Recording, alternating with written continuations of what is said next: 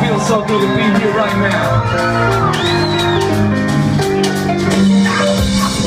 In the dark one night, watch it take form in front of me and mimic my life to seem natural. Especially watching its last breath like poetry. Watches it come to its own chest with a smile. Ain't that a broken piece of the tie? You see the thoughts running and chasing around for miles if you're on. They say that old road is on. You travel on it long enough, you'll never get off. If you believe everything is you when you see it in the process. Automatically think that you're feeling. Automatic instincts in the brain. When the truth of it is standing outside, playing cards in the rain. You'll never be the kid in place. You can only turn around and let the blood from your own switchblade. And it's forever, slowly resurrected from the dust. When you understand it's everything inside, it's us. You're all I ever know. So I say you always got me running home. A handful of roses on my blood and you don't sound so and broken.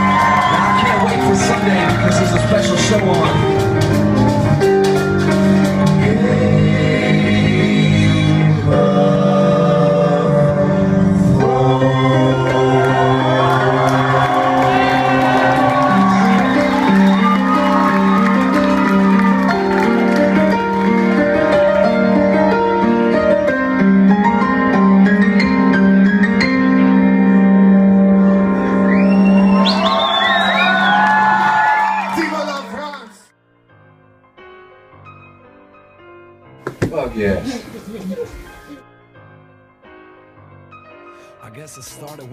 Well, my name is Benjamin Lau. My rap name is Grieves, and I am part of a crew called Rhymesayers Entertainment out of Minneapolis, Minnesota. And if you don't know who we are, fuck yourself.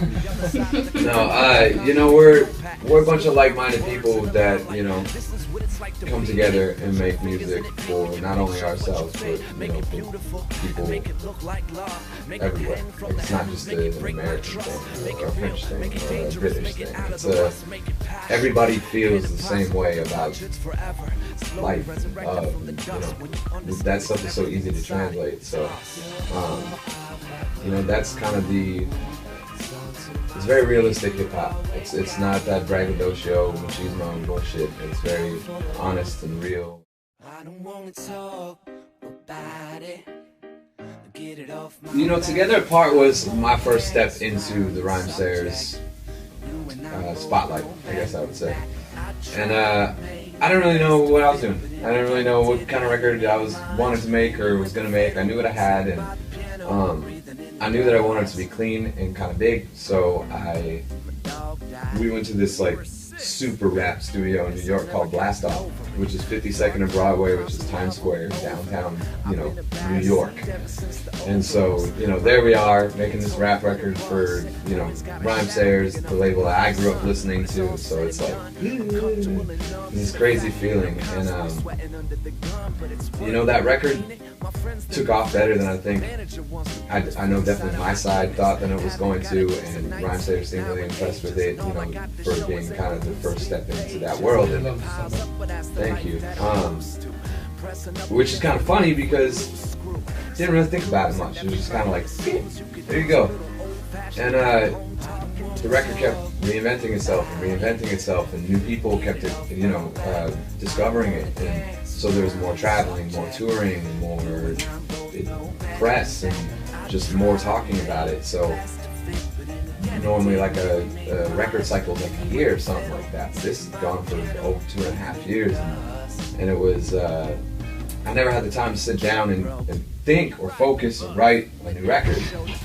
And so when the new record came around, I was like, shit, I gotta write this record. And like, people are still discovering this last record. Like, how do I write a record that not only allows them to continue to discover the last record, but allow them to take a step forward with me with this new record?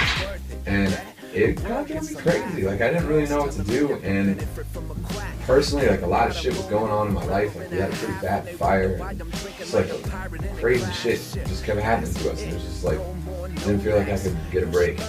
And that was the period in which I was writing this record. So there's like kind of a darker thing going on with this record. And it's not just that, but it's like, I spent my whole career pretty much saving up the money to get this place that we have now, and it was like a studio and an office for all of us to be able to, you know, keep all the merchandise and the gear, for me to work, for them to run the online store out of, and it, you know, we finally got it last July, and it was like a big deal, and we burnt it to the fucking ground, man, and it sucked. Like, I lost a lot of faith in just the world around me, I guess. I was just like, fuck, I can't get a break right now.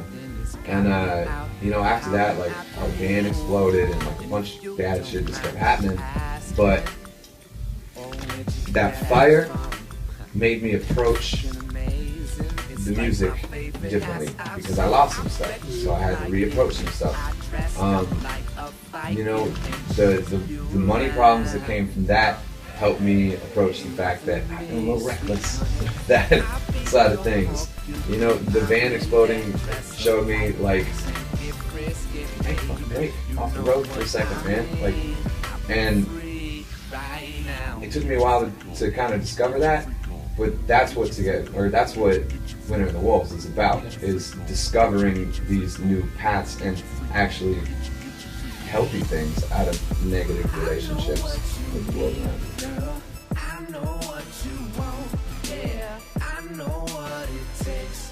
Well, Budo and I sat down to make a song. That turned into a record. That turned into Life on the Road, which turned into me signing with the Rhymesayers, which turned into another record, and turned into 2 Years on the Road. We didn't plan on that at all. And we both had kind of dreams and ideas of what we wanted to do creatively and artistically, and we didn't really get to do that because we were locked into this Grieves and Budo thing. And towards the end of it, like, we just weren't getting there, like, creatively. Like, we'd sit down to write a song. I wasn't happy with it. If he was happy with it, I wasn't. And if I was, he wasn't. So it was just kind of like, God, we milked this cow. Like, it's milk. And so we kind of just sat down and we're like, let's do that stuff. You know? Like, we always knew that we'd have to someday, and let's just do it. And it's been great for both of us. Like, to be able to find that freedom in our art again has been amazing. And a lot of people, since it's hip hop, they're like, oh, you guys got beef? No, we don't have fucking beef. He's still a dear friend of mine. We just don't. I see that everywhere. Idiots. Fucking idiots, man. It's like, no, we just don't make music together anymore. Like, what's the big deal? Like, I guess maybe if that's what you know, maybe you feel robbed or something. I don't know. But like, sitting down to make this record, I wanted to work with somebody that writes records, makes records. And that's what B. Lewis does. He's a record producer. He worked with... not just a beat maker. Yeah, he's not... Thank you. Yes. There's a clear difference between those two things. We can hear this in the album. There are a lot of live instruments, a lot of melodies. Yeah, and lots of different, you know, sequencing, and just the way that the music is approached is different. And I wanted that so badly. So, you know, I met B. Lewis through the Bad Rabbits, because he produced their record, and I flew out to San Jose and started working with him, and when it clicked, and I really, really liked it. And I would love to continue working on that kind of idea. Whether it's with B. Lewis or other producers, you know, I'd love to sit down, because I have what I have, and I can always bring that to the table, but it's nice to have someone else bring their influence in and be able to just kind of join them in and see what happens.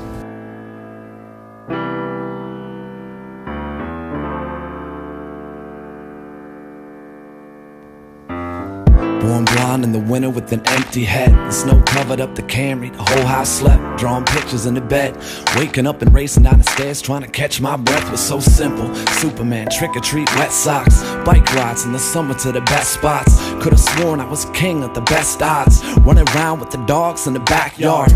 Growing, never knowing what the past done, living life like the mystery of packed lunch. Getting whooped in the playground, scratched up, coming home after school on the last bus. Back then it was all about laughs, at the corner store for the new Fleer packs. Mom was a religion and happiness was a fact. It's a shame how the time goes past, moving so fast. It's like I'm moving at light speed. Slow down. You need to slow down every once in a while sometimes, to see how the world goes round. You need to slow down every once in a while, 'cause you don't know, you don't need to go so fast.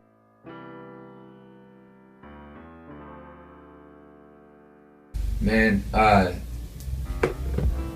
I grew up listening to those dudes. I'm not above saying it. Like, they influenced me greatly in my life and in my career. The most rewarding feeling that I have from all that is the fact that my idols are my peers now. And that inspires me every day. Like, you know, I was in Minneapolis for a week, like about a month ago, just wrapping up everything for this record, business-wise, and signing all the pre-sales and stuff, and, you know, sitting there and, you know, having a conversation with Brother Ali in the office, or talking to Sadiq, or, you know, going and getting lunch with Slug and just kind of talking about the whole thing. It's like, I would have never believed that to be something if you would have told 16-year-old me that, you know. I would have called bullshit on you so fast. But it's great, and it's really inspiring, and I truly believe and care about the things that those guys have to say. So it's good for me. It's a great place for me to be. Well, you know, when I first signed with Rhymesayers, I was catching a lot of backdraft because I left some bullshit-ass wannabe record label because they wanted me to sign a contract that was just not patent. Like, it was a terrible idea. And I got a lot of backlash from the artists on that label and the followers of that label. And Slug was the first person to get me on the phone and talk to me about it. Because I'd never experienced anything like that before. And I didn't know why everybody was hating me for making a good decision. And Slug he didn't owe me shit. He didn't have to talk to me. He didn't have to do any of that stuff. Didn't even really know me that well, but he was the first person in my corner. And I will always respect him for that. And then I was immediately, once I signed, I was brought out here. First place I ever played in Paris is right here, in this fucking venue, right here. Sold out with Brother Ali. And they sent me out here with Brother Ali. And Brother Ali sized me up first day, wanted to make sure that I wasn't, you know, like, coming in from that other label, seeing what I can get for myself so I can take off and start my own shit. And, you know, after that, like, he always cared what was going on in my life. Like, he would, you know, he would call and check in. Brother Ali would call and check in on me. Like, that's crazy. You know, I've met their kids. It's just, it's cool. They're great people. Everyone on that label is really good people. It's a family. Except for Prof. Fuck Prof. Just kidding.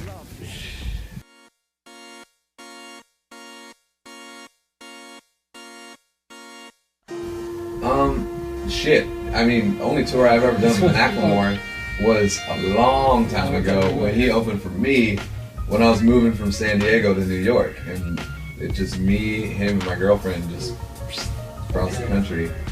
I played a bunch of shows with him.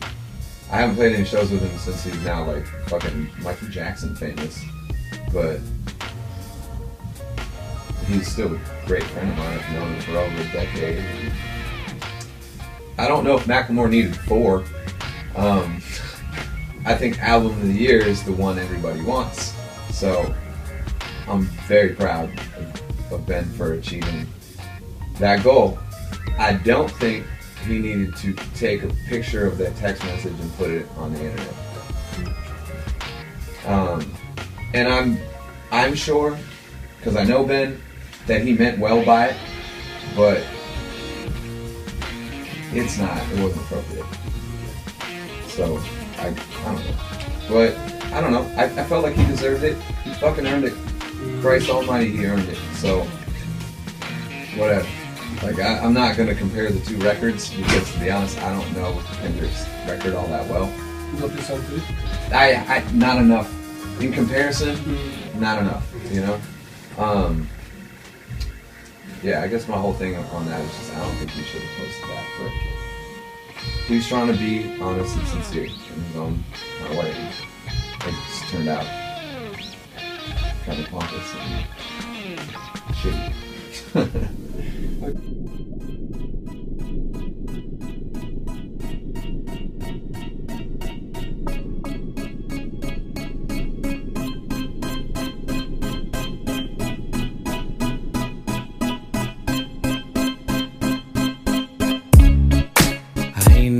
Scholar, I don't write no books. I don't spend my money on the last girl, honey. She hates my guts. I paid my rent late, so my landlord's angry. And all this shit keeps piling up and trying to hang me. I give my loving on the run, So don't you try to slow me down and walk around. Sick of trying to strum along with your love song. So leave me here to pour another drink on the rocks. Oh, orders will hold you down to the ground until you're crawling on the gravel like a regular guy. Oh, orders will hold you down to the ground until you're drowning in your sorrows with a ain't got no savior, nah, ain't got no time. No, I'm stuck with time that come through and swallow up my last dime. All I wanted was some peace and quiet shit to take me out of here before I start a ride, yeah. Lost my reason, yeah, done lost my way. Done sat here for hours and heard all the songs that the jukebox plays. So keep your sunny days away from here. Hold it down. And it's how well I said life's been on the rocks. I've taken my last shots at holding. Let me hear you sing it, come on.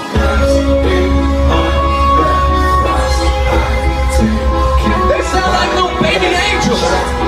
Let me see you clap those motherfucking hands. Come on. All of this will hold you down to the ground until you're crawling on the gravel like a regular guy. Oh, all of this will hold you down to the ground until you're drowning in your sorrow.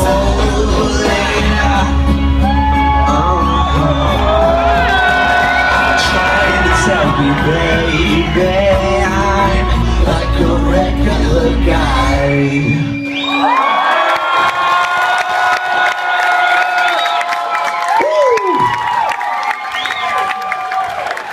Well, you guys have just become my favorite.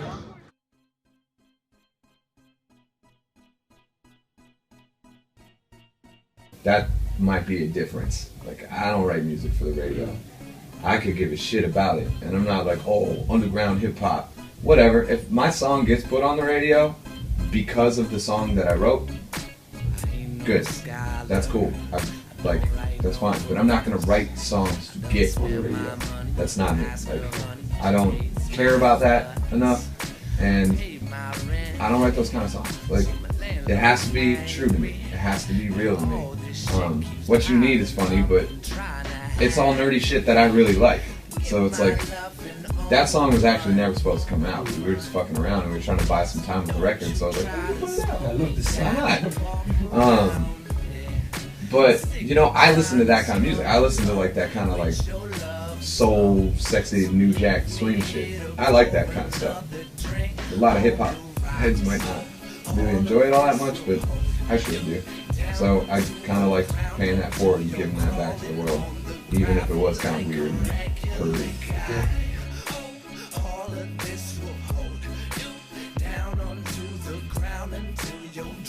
I'd say probably still one of my all-time favorite records is Voodoo by D'Angelo.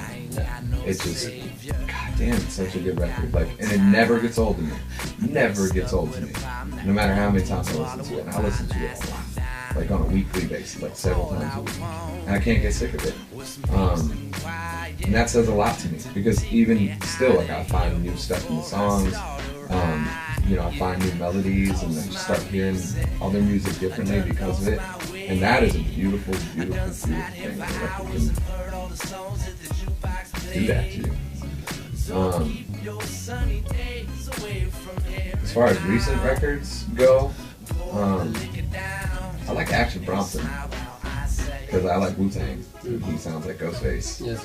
So, and he says some funny shit, which I like. Sometimes Ghostface can be a little hard to understand. Like, what the hell did you just say? It sounds cool, but what the fuck are you saying? Action Bronson has that kind of lingo, but still says some funny shit to me. He's a character. I don't know. I like the Bad Rabbits a lot. They're probably one of my favorite bands out right now. B. Lewis produced their record, but you know, I've liked them for a while. I liked them before Warped Tour, which is where I met them. But they're great, and they've just got such a good energy and vibe to their music. It's shit. It's really fun.